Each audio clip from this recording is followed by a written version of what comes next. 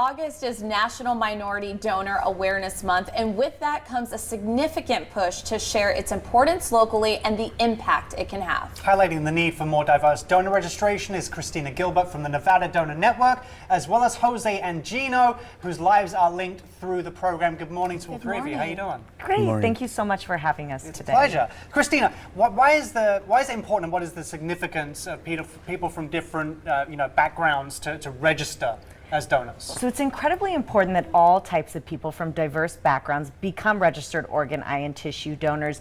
Currently, right now, over 100,000 Americans are waiting for a life-saving organ transplant. Almost 700 of them are Nevadans, and over 60% of those people are from a multicultural background. Now, there doesn't need to be that shared ethnicity or race or gender to be a perfect suitable match for someone, but that does help in the long run and enhance a very grateful transplant recipient's journey. Now, why is it that some multicultural backgrounds are less likely to become donors? So I think in the long run, what it comes down to is common myths and misconceptions involving not just organ, eye, and tissue donation, but also just the medical system in general. And through education and sharing stories like Gino and Jose's story, we're able to combat those myths and really show them that this is the ultimate gift that you can leave behind. And it's truly such an incredible thing to be able to sit here today and share stories like theirs. Yeah, Gino's joining us via Zoom. Gino, is it okay with you if you would mind sharing your story?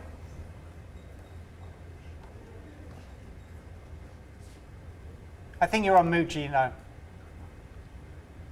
That's okay.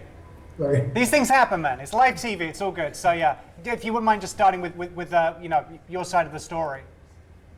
So Raquel and I were together for a long time. We were childhood friends. We've known each other since 15 years old. We were together 24 years, married for 15, and we took a spontaneous trip to Las Vegas when she got promoted in March of 2022.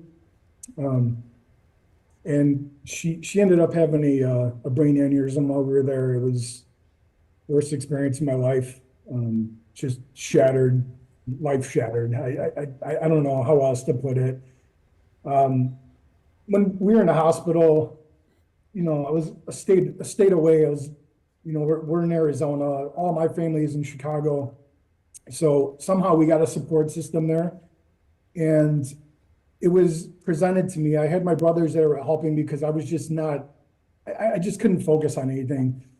And they just helped me through the process. Nevada Donor Network came in and talked to us, and they asked about, salvaging some of her organs and maximizing her gift and whatnot. And we knew that was in her heart. Raquel was the most selfless person we've ever known. So in our heart, we knew that was her heart. So we went ahead and said yes. Later, we found it on her driver's license. So, felt a little better about that.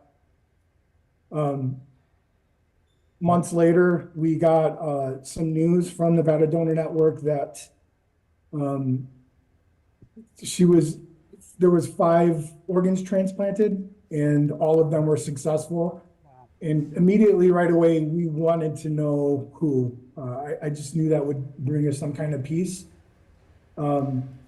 So we went ahead and wrote in a letter. Everything had to be anonymous, and we gave full permission. And then we heard back from Ashley, who was the heart recipient, and then Jose. That's all we heard from so far, but these two have been absolutely incredible and both feel like an extended part of my family now. That's great. Hearing the stories in person, because we got to meet up with both of them, was mind-blowing, surreal. I got to listen to Jose's lungs, Ashley's heart, and it's just, Gino, it made it that much more real. Yeah, it's incredible. I mean, we have Jose here right now as well, obviously. Jose, you directly benefited from Gino's wife. Can you talk us through your diagnosis very quickly and how this has affected your life? So on August 18th of 2021, I woke up not feeling good and I couldn't catch my breath. And so I showed up to work and I told my boss that I had to go get checked in. I drove myself to the hospital in Greeley, Colorado, and turns out that my oxygen was 71%. After that, I was put on a ventilator, and I was on a ventilator for 8.5 months. They told me that my chances of making it out of it was 0 to none. The only way would be through a transplant. And this is obviously why the program is so important, connecting Gino and Jose together through Yes. tragedy and bringing something positive out of it. It's an unbelievable decision for people to make, but essential nevertheless. Absolutely. Yeah. Yes, thank you both for sharing Wow, your what a stories story. as Thank well. you. Yes. August is National Minority Donor Awareness Month, and the Nevada Donor Network needs your help. So to learn more about and to register as an organ donor, eye and tissue donor, visit the website right there on your screen.